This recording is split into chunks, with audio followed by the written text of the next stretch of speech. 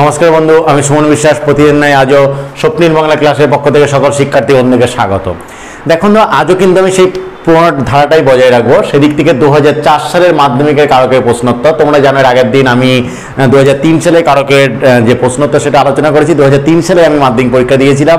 সেখানে আমি নিজের ঢোল একটু, নিজের ঢাক একটু নিজে পিটিয়েছি। আমি কিভাবে কোন জীবন সংগ্রামের মধ্য দিয়ে আজ বড় হয়ে এখানটা এসেছিলাম সেখানে একটু আধটু শেয়ার করেছি। তাই ভিডিওটা হয়তো একটু আধটু দীর্ঘায়িত হয়েছে। যদি সেটা অনুপ্রেরণা হিসাবে বন্ধু তোমরা নিতে চাও, সেই ভিডিওটা দেখতে পারো খুব মনোযোগ সহকারে। সেখানে আমার ব্যক্তিগত লাইফ সম্পর্কে কিছু কথা বলা আছে, তার দ্বারা তোমরা কিন্তু অনুপ্রাণিত হতে পারো। এই যে ভিডিওটা দেখার আগে বলবো বন্ধু, তোমরা প্রত্যেকেই তোমাদের প্রিয়, আমি জানি প্রত্যেকে স্বপ্নিল বাংলা চ্যানেল সাবস্ক্রাইব করা আছে। তবু যারা সাবস্ক্রাইব করোনি তারা সাবস্ক্রাইব করে নিয়ে সরাসরি চ্যানেলে ঢুকে প্লে লিস্টে যাবে। সেই প্লে লিস্টে প্রত্যেকটা টপিকের উপর আমার আলাদা আলাদা প্লে লিস্ট করা আছে, কারকের উপর, সন্ধির উপর, সমাসের উপর। সেই কারকের যে প্লে লিস্ট সেখানে ঢুকবে। সেখানে ঢুকে কর্তৃকারক, কর্মকারক, করণকারক প্রত্যেকের উপর আলাদা আলাদা করা আছে ভিডিও। সেখানে গিয়ে প্রত্যেকটা কারকের ভিডিও দেখে আসবে। কর্তৃকারকের শর্ট নিয়ম বলা আছে, কর্মকারকের, করণকারকের, অপদান কারকের প্রত্যেকটা কারকের শর্ট নিয়ম বলা আছে। এবং সেখানে খুব সুন্দরভাবে বুঝিয়ে দিয়েছে কাকে কীভাবে আমি ধরতে পারবো বা বুঝতে পারবো।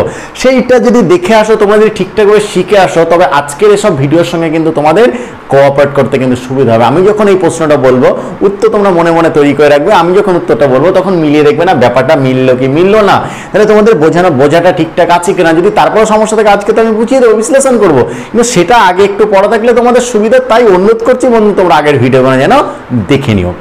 দেখুন, প্রথমেই যে কারকটা সম্পর্কে আলোচনা করব, দারুণ প্রহারে তার হাতের বর্ষা খসিয়া পড়িল, প্রহারের তলায় দাগ। তোমরা জানো বাংলা ভাষায়, বাংলা ব্যাকরণে একটা লাইন দেওয়া থেকে সেই লাইনের তারপর একটা শব্দের তলায় দাগ থাকতে হবে। সেই শব্দের সঙ্গে ক্রিয়াপদের যে সম্পর্ক, সেই সম্পর্ককে কারক বলে এবং সেই অনুসারে কারক নির্ণয় করতে হয়। ঠিক আছে? অর্থাৎ অর্থের পর নির্ভর করে এটা পুরোটাই। অর্থাৎ বাংলা কারক কিন্তু অবশ্যই অর্থ নির্ভর।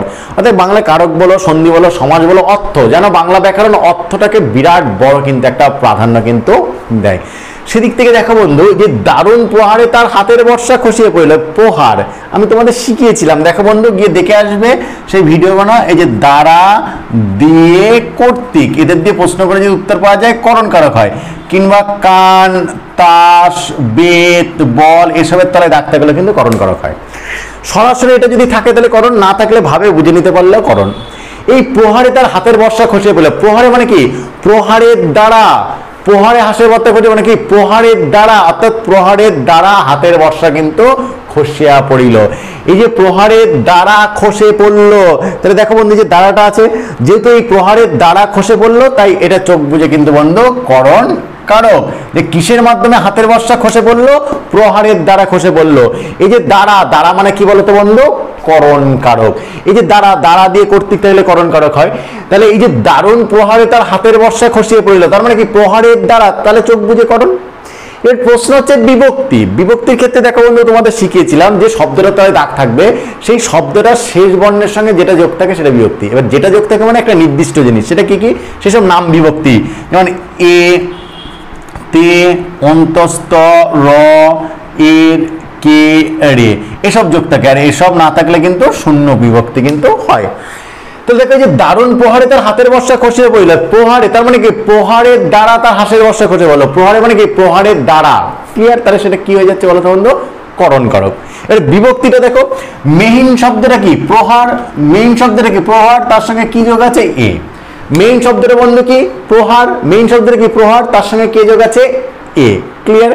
তাহলে প্রহারে, তাহলে চোখ বুঝে কিন্তু হয়ে যাচ্ছে বন্ধু এটা করণ কারক। আর বিভক্তি হিসেবে কি হয়ে যাচ্ছে বলো? কিন্তু এ বিভক্তি। তাহলে এটা চোখ বুঝে করণ কারকের এ বিভক্তি। ক্লিয়ার বন্ধু? তারপরে দেখো, তাহার শিশু দৃষ্টি অস্পষ্টভাবে সে পথের সন্ধান পেত। এই যে শিশু দৃষ্টি, ঠিক আছে, যে তাহার শিশু দৃষ্টি অস্পষ্টভাবে সে পথের সন্ধান পেত। কি বলতো? শিশু দৃষ্টি। তাহলে কি অস্পষ্টভাবে সে পথের সন্ধান পেত? কি অস্পষ্টভাবে সে পথের সন্ধান পেত? এই যে কি অস্পষ্টভাবে সে পথের সন্ধান পেত? দেখো শিশু দৃষ্টি। এই কি দিয়ে প্রশ্ন করে উত্তর পাওয়া গেল? আমি তোমাদের শিখিয়েছিলাম যে কি বা কাকে দিয়ে প্রশ্ন করে যদি উত্তর পাওয়া যায় তাহলে সেটা হয়ে যায় কিন্তু কর্মকারক। যে কি বা কাকে দিয়ে প্রশ্নের উত্তর পাওয়া গেলে কর্মকারক, তাহলে কি অস্পষ্ট হয়ে সে পদের সন্ধান পেত, এই যে শিশু দৃষ্টি, কি পেত, শিশু দৃষ্টি, তাই এটা চোখ বুঝে হয়ে যাচ্ছে কিন্তু কর্মকারক। আর বিভক্তি কোনো জিনিস নেই বলে এই যে বললাম এর সঙ্গে এ তে অন্তস্থ র এর কিছু যোগ নেই, মেইন শব্দের শিশু দৃষ্টি কিছু যোগ নেই বলে বিভক্তিটা কিন্তু শূন্য বিভক্তি। বুঝে গেল বন্ধু? পরেরটা দেখো, পশ্চিমের মেঘ মেলছে জটা, জটার তলায় দাগ। পশ্চিমের মেঘ মেলছে জটা, ভাবো তো পশ্চিমের মেঘ কি মেলছে, জটা। পশ্চিমের মেঘ কি মেলছে, জটা। এই যে কি, এই যে দেখো কি দিয়ে প্রশ্ন করে যে উত্তর পাওয়া যায় সেটা কর্মকারক, তাহলে কি মেলছে, জটা, তাই এটা হচ্ছে কর্মকারক। ক্লিয়ার বন্ধু?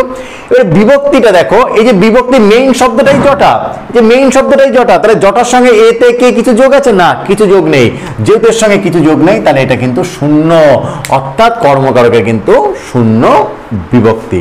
বোঝা গেল বন্ধু? তারপরটা দেখো কি আছে, শিকড়ে আমার তাই অরণ্যের বিশাল চেতনা, শিকড়ের তলায় দাগ। যে শিকড়ে আমার তাই অরণ্যের বিশাল চেতনা, তোমাদের নিয়মটা কি শিখিয়েছিলাম বন্ধু, মনে করে দেখো একটু। স্থান, বিষয়, সময়। স্থান মানে কি, কোথায়, তাই তো? এইসব বোঝালে কি অধিকরণ কারক হয়, আর প্লাস বোঝালে কিন্তু অধিকরণ কারক হয়। তো শিকড়ে আমার তাই অরণ্যের বিশাল চেতনা, আমার চেতনাটা কোথায় আছে, শিকড়ে। শিকড়ে চেতনাটা কি অবস্থায় আছে, প্লাস অবস্থায় রয়েছে। শিকড় থেকে কি চেতনা ছেড়েছে, নাই। তাহলে আমার চেতনা আছে, কোথায় আছে, শিকড়ে আছে। কিভাবে আছে, প্লাস অবস্থায় কিন্তু রয়েছে।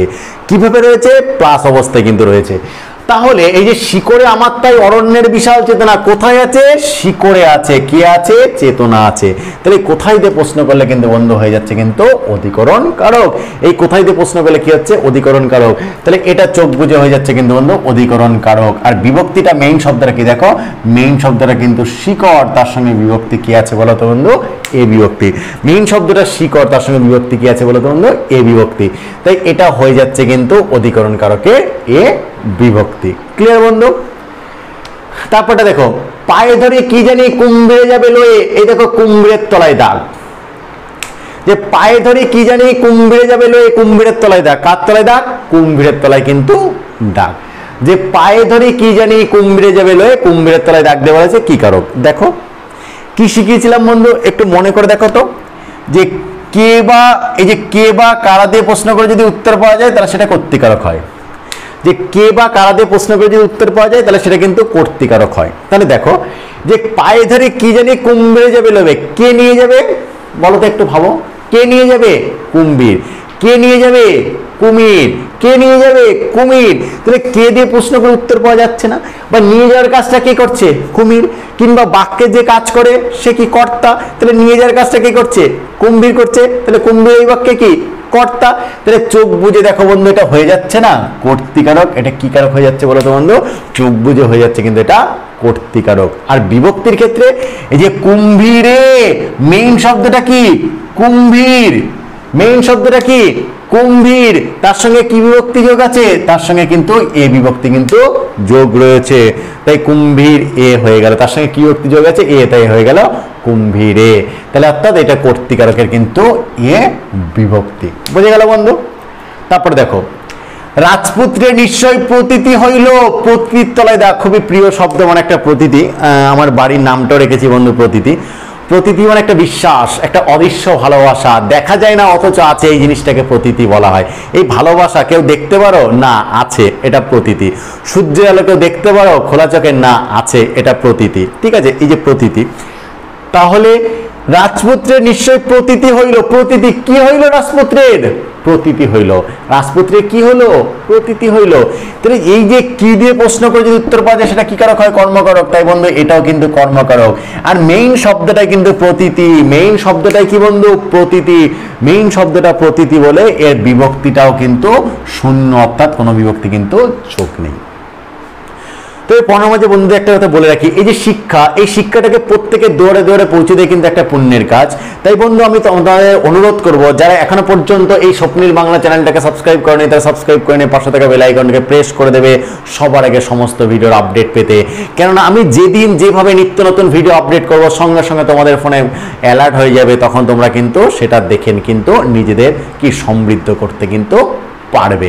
কারণ আমি আপ্রাণ চেষ্টা করি, তোমাদের কথা দিয়েছিলাম যে উজ্জ্বল ভবিষ্যতে পৌঁছে দেওয়ার দায়িত্ব আমার, তাই তার জন্য আমার যতটা স্যাক্রিফাইস, যতটা কষ্ট করা উচিত আমি করব। দেখো এই গরমে কখনো কারেন্ট না থাকা অবস্থায় ঘেমে যা তা অবস্থা হয়ে যায়, তারপরে কিন্তু বন্ধু নিত্য নতুন তোমাদের জন্য কিন্তু ভিডিও নিয়ে এই সামান্য একটা রেডমি ফোনে যতটা করা সম্ভব ততটা কিন্তু আমি করার কিন্তু চেষ্টাটা করি।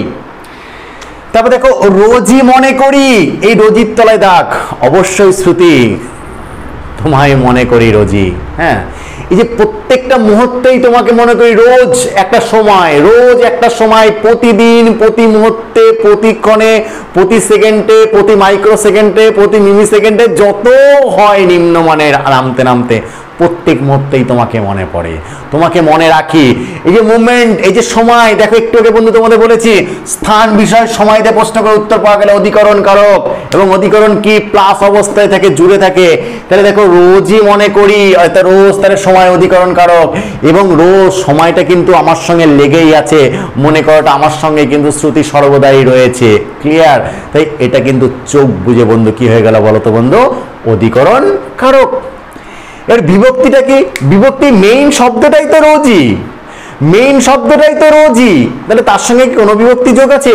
যে এ তে অন্তস্থ র এর কে কিছু যোগ আছে? কিচ্ছুটি যোগ নেই। কিচ্ছুটি যোগ না থাকলে শূন্য বিভক্তি হয়, তাহলে এটা অধিকরণ কারকের বন্ধু শূন্য বিভক্তি। ক্লিয়ার বন্ধু?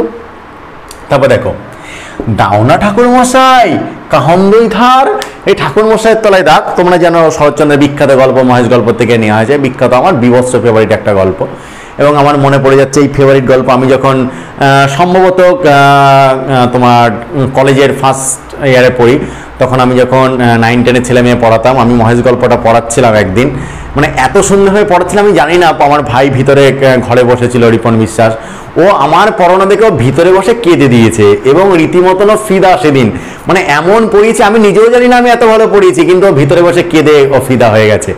এই যে বিষয়টা আমার একটা ফেভারিট গল্প বন্ধু মহেশ, এই যে মহেশ গল্পের এই লাইনটা যে দাওনা ঠাকুর মশাই কাহন্দই ধার, তোমাদের শিখিয়েছিলাম কাউকে বিশেষভাবে ডাকা বোঝালে, ব্যঙ্গ করে ডাকা বোঝালেও, সুন্দর করে ডাকা বোঝালেও, নাম ধরে ডাকা বোঝালেও, বা কোনো শব্দ অব্যয় ডাকা বোঝালেও কিন্তু সেটা সম্বোধন পদ হয়, অর্থাৎ বিশেষভাবে ডাকা। কি বললাম? বিশেষভাবে ডাকা, সেটা কি হয়ে যায়? সেটা কিন্তু হয়ে যায় সম্বোধন পদ। যে দাওনা ঠাকুর মশাই, দাওনা ঠাকুর মশাই, তার তো একটা নাম আছে, সেই নাম বাদ দিয়ে বলতে ঠাকুর মশাই তাকে কি করা হলো? সম্বোধন করা হলো। তাই বন্ধু এটা চোখ বুঝে হয়ে যাবে কিন্তু সম্বোধন পদ। আর বিভক্তি তোমাদের শিখেছিলাম বন্ধু সম্বোধন পদের ক্ষেত্রে, ভিডিও এমনি এমনি দেখতে বলছি না, দেখে এসো, প্রত্যেকটা জিনিস শেখানো আছে যে সম্বন্ধ পদ সারা জীবন র বা এর বিভক্তি যাবে, সত্য সম্বন্ধ পদ কখনো বিভক্তি শূন্য হতে পারে না, আর সম্বোধন পদ আজীবন শূন্য বিভক্তি হবে, অর্থাৎ সম্বোধন পদ শূন্য ছাড়া অন্য কোনো বিভক্তিকে কিন্তু নিতে পারে না। এই যেখানেই তুমি সম্বোধন পদকে পাবে সেখানেই চোখ বুঝে আনবে শূন্য বিভক্তি কিন্তু রয়েছে। যেহেতু এটা বন্ধু সম্বোধন পদ, তাই এর বিভক্তিটাও কিন্তু কি বলতো বন্ধু? শূন্য বিভক্তি।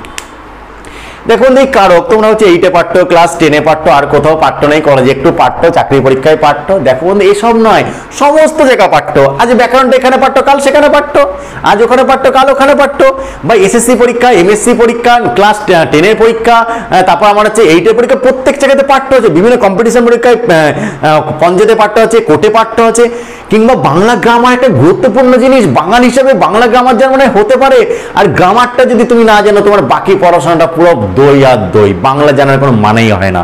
সাবজেক্টে যদি অসাধারণ পাণ্ডিত্য অর্জন করতে তাহলে প্রথমে গ্রামার জানতে হয়, তারপরে কবিতা জানতে হয়, এইভাবে আমরা যদি তারপর সাহিত্য ইতিহাস জানতে হয় তবে তোমার জ্ঞানটা কিন্তু সুসমৃদ্ধ কিন্তু হবে।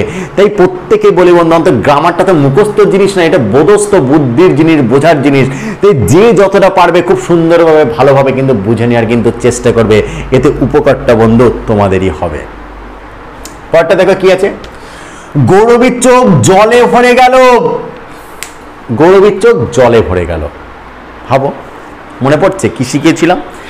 যে ক্রিয়াকে যদি দ্বারা দিয়ে কর্তৃক প্রশ্ন করা হয় সেটা করণ কারক হয়, যদি এই দ্বারা দিয়ে কর্তৃক বাক্যে থাকে ভালো, যদি না থাকে আমাকে বুঝে নিতে হয়, তবে সেটা কিন্তু করণ কারক করা যায়। ক্লিয়ার? এটা দেখো গৌরবীর চোখ জলে ভরে গেল। ভাবো তো চোখটা কি জলের দ্বারা ভরলো? তো চোখটা কিসে ভরে গেল? জলের দ্বারা ভরে গেল। তাহলে এই যে জলে ভরে গেল মানে কি? জলের দ্বারা ভরে গেল। এখানে দেখো বাক্যে দ্বারাটা নেই, বাট সেটা কিন্তু আমাদের অর্থ অনুসারে কিন্তু বোঝা যাচ্ছে যে দ্বারাটা কিন্তু রয়েছে।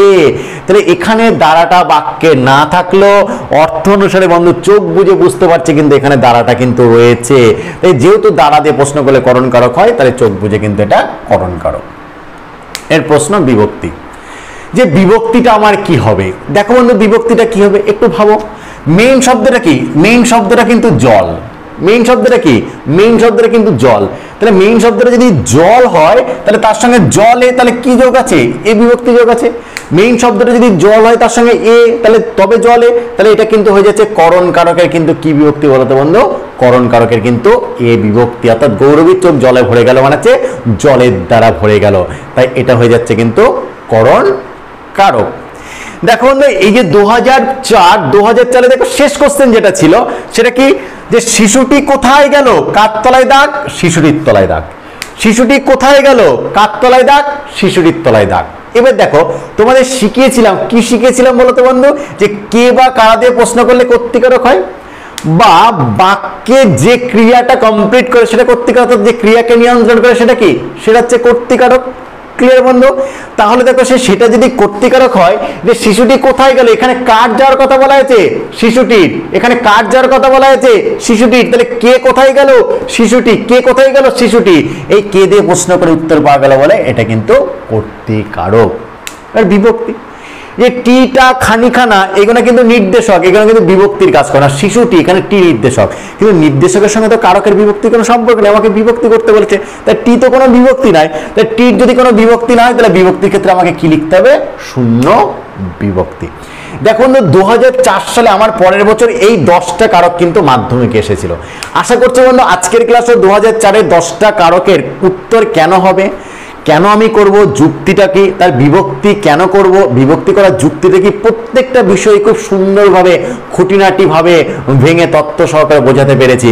তারপরে বন্ধু যদি কোথাও মনে হয় তোমাদের বুঝতে সমস্যা হয়েছে অবশ্যই বন্ধু কমেন্ট বক্সে যাবে, কমেন্ট বক্সে গিয়ে আমাকে কমেন্ট করে জানাবে।